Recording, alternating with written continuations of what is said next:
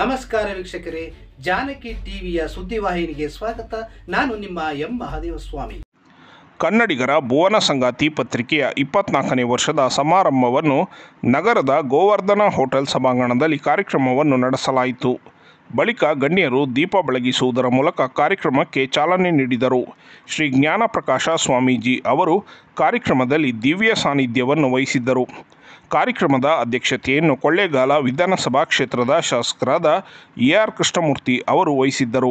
ಇನ್ನು ಕಾರ್ಯಕ್ರಮದಲ್ಲಿ ಕರ್ನಾಟಕ ರಾಜ್ಯ ಮುಕ್ತ ವಿಶ್ವವಿದ್ಯಾನಿಲಯದ ಕುಲಪತಿಗಳಾದ ಪ್ರೊಫೆಸರ್ ಶರಣಪ್ಪ ವಿ. ಹಲಸೆ, ಪತ್ರಕರ್ತರಾದ ಅಂಶಿ ಪ್ರಸನ್ನಕುಮಾರ್, ಸಂಪಾದಕರಾದ ಸೋಮಯ್ಯ ಮಲೆಯೂರು, ಹವ್ಯಾಸಿ ಬರಹಗಾರರು ಹಾಗೂ ಪತ್ರಕರ್ತರಾದ ಹರಕುಮಾರ್ ಸೇರಿದಂತೆ ಹಲವು ಗಣ್ಯರು ಕಾರ್ಯಕ್ರಮದಲ್ಲಿ ಭಾಗಿಯಾಗಿದ್ದರು. ಅದರಲ್ಲಿ ಏನೇನು ವಿಚಾರಗಳಿರುತ್ತೆ ಅದನ್ನು ಮಂಡಿಸಿ ತಾವು ತಮ್ಮ ಅಭಿಪ್ರಾಯವನ್ನು ತಿಳಿಸಿ ಇಲ್ಲಿ ತನಕ ನಾವು ನಿಮ್ಮ ಒಂದು ಆಶೆಯಿಂದ ಈ ಪತ್ರಿಕೆ ನಡೆಸಿಕೊಂಡು ಬರ್ತಾ ಇದ್ದೀವಿ.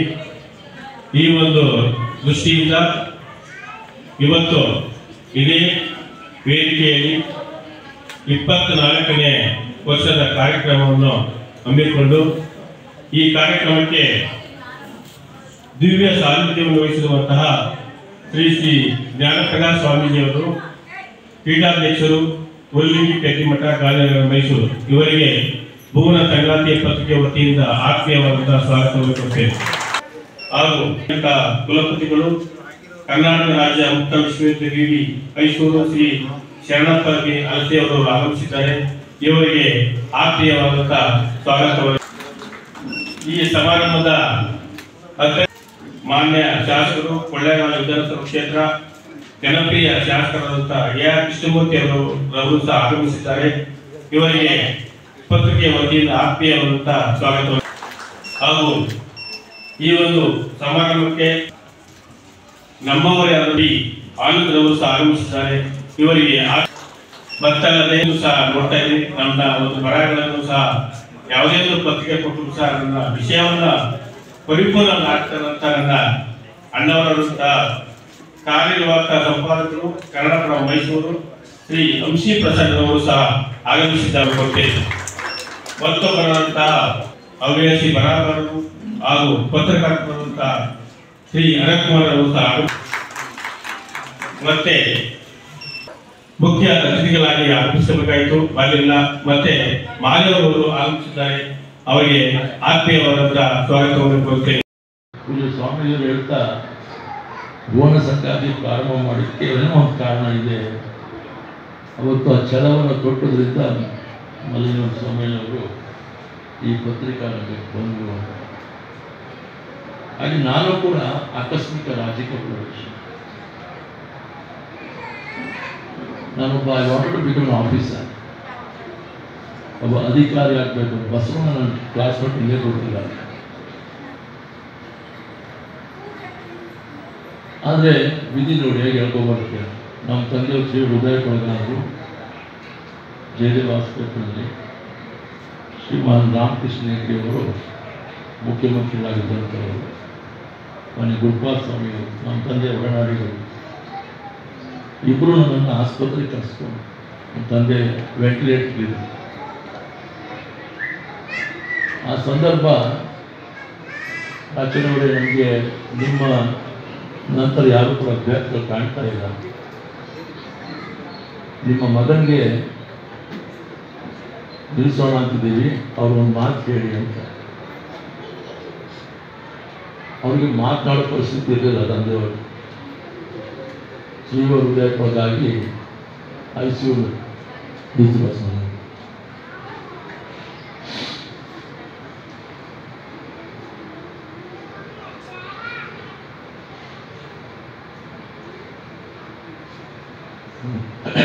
ನಾನು ಮೊನ್ನೆ ರಾಮಕೃಷ್ಣ ಹೆಗಡೆ ಒಂದು ಮಾತು, ಚಿಕ್ಕ ಹುಡುಗ 27 ವರ್ಷ ಅವತ್ತು. Today I am 63. Sir, I do not know ABC of politics, sir. ಅವ್ರು ಹೇಳಿದ ಮಾತು, no it's in plate, today or tomorrow you will agree to understand. So ಆ ಸಂದರ್ಭ ಸನ್ನಿವೇಶ ನನ್ನನ್ನು ರಾಜಕೀಯ ಪ್ರವೇಶ ಮಾಡುವಂಥ ಸ್ಪರ್ಧೆ ಮಾಡುವಂಥ ಅವಕಾಶ ಶ್ರೀಮಾನ್ ರಾಮಕೃಷ್ಣ ಹೆಗಡೆಯವರು ನನಗೆ ಅವತ್ತು ಅವಕಾಶ ಕಲ್ಪಿಸಿದರು. ಪ್ರಥಮ ಚುನಾವಣೆ 89 ಜನತಾ ಪಾರ್ಟಿ ನೆಗ್ಲೂರು ರೈತ ಪ್ರಥಮ ಸಭೆ ಚಾಮರಾಜನಗರ ತಾಲೂಕಿನಲ್ಲಿ. ಹೀಗೆ ನಿಂತು ಮಾತಾಡಬೇಕು, ನಾನು ಪರಿಚಯ ಮಾಡಿಕೊಳ್ಬೇಕು, ಇದೇ ಥರ ಕಾರ್ಯಕರ್ತರು ಮುಖಂಡಗಳಿದ್ರು. ಎಂಥವ್ರಿಗಾದ್ರೂ ಪ್ರಾರಂಭದಲ್ಲಿ ಅದು ಆ ಸ್ಟೇಜ್ ಫಿಯರಲ್ಲಿ ನಿಂತೇವೆ. ನಾನು ಏನು ಮಾತಾಡಬೇಕು ಅನ್ನತಕ್ಕಂಥದ್ದೇ ಆ ಸಂದರ್ಭದಲ್ಲಿ ನನಗೆ ಮಾತಾಡುವಂಥ ಶಕ್ತಿ ಬಂತು.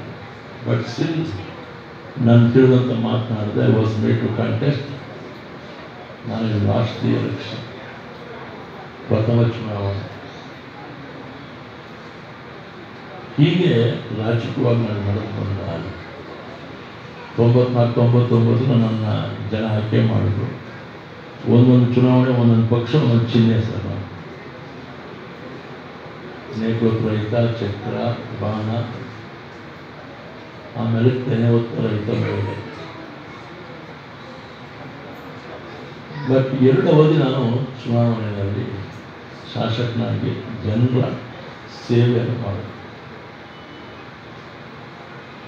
ಅದು ಹೀಗೆ ತಾನೇ ಉಲ್ಲೇಖ ಮಾಡಿ ಹೇಳಿದ್ರು ಸುರೇಶ್ ಅವರು ಮಾತನಾಡೋ ಸಂದರ್ಭದಲ್ಲಿ. ಅಂಬೇಡ್ಕರ್ ವಾಣಿ ಇದೆಯಲ್ಲ, ballot is more powerful than bullet ಅಂತ. ಒಂದು ಓಟಿನ ಮಹತ್ವ ಎನ್ನುವಂತಕ್ಕಂಥದ್ದು ಆ ಚುನಾವಣೆ ಸಾಕ್ಷಿ. ನನ್ನ ಮತ್ತು ಧ್ರುವಣ್ಣನ ನಡುವೆ ಆ ಚುನಾವಣೆ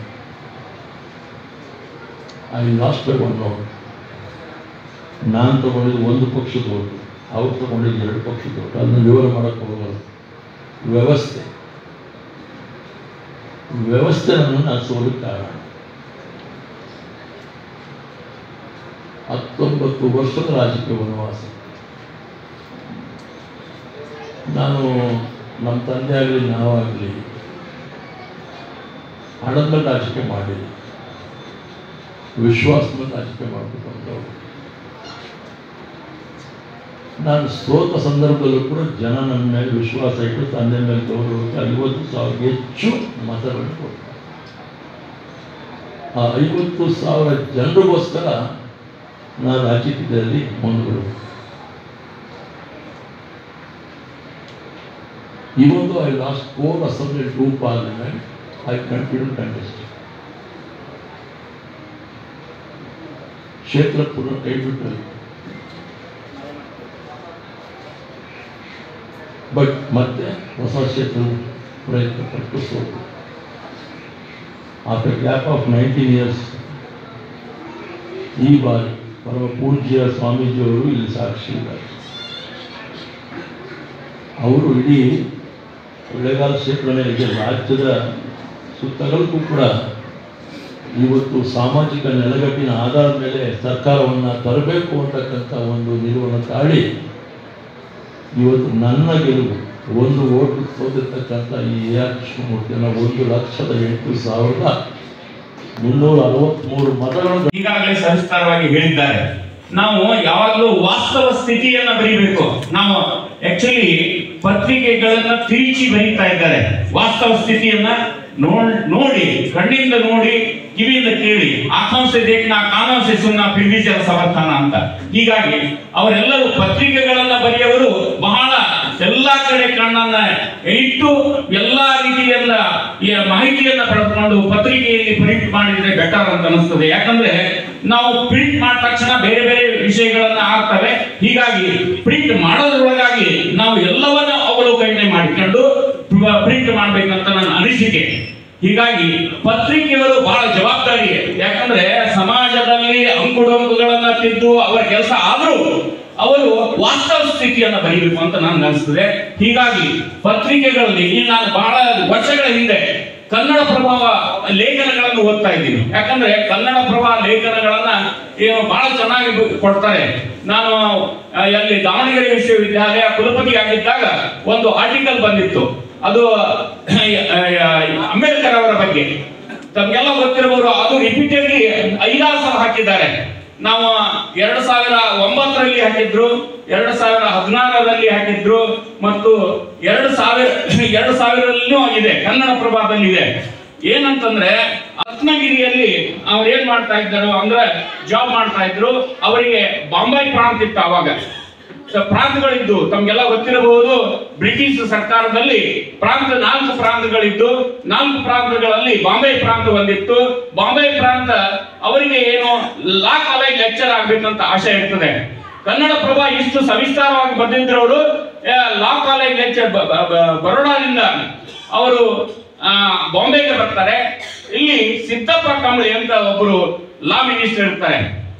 ಆವಾಗ 1921ರಿಂದ 1945ವರೆಗೆ ಸಿದ್ದಪ್ಪ ಕಂಬಳಿ ಹುಬ್ಳಿದವರು ಅವ್ರು ಲಾ ಮಿನಿಸ್ಟ್ರು, ಕೃಷಿ ಮಿನಿಸ್ಟ್ರು, ಎಜುಕೇಶನ್ ಮಿನಿಸ್ಟರ್ ಆಗಿ ಕೆಲಸ ಮಾಡುತ್ತಿರ್ತಾರೆ.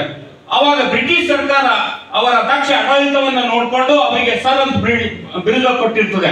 ಇಲ್ಲಿ sir C V Raman, sir Visvesvaraya, ಅದರಂತೆ ಅವರಿಗೂ ನಾರ್ತ್ ಕರ್ನಾಟಕದಲ್ಲಿ ಅವರಿಗೆ ಸರ್ ಅಂತ ಬಿರುದು ಕೊಟ್ಟಿರ್ತಾರೆ.